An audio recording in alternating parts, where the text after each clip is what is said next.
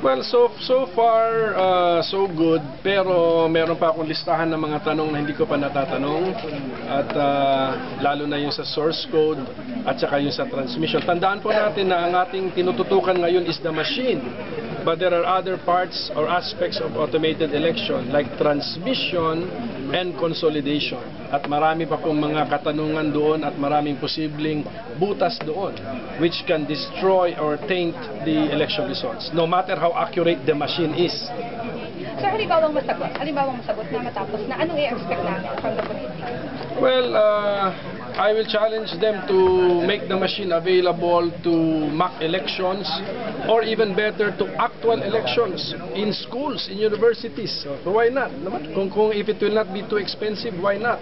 Test the system by providing universities the use of the automated election system in their university elections for student council. Okay.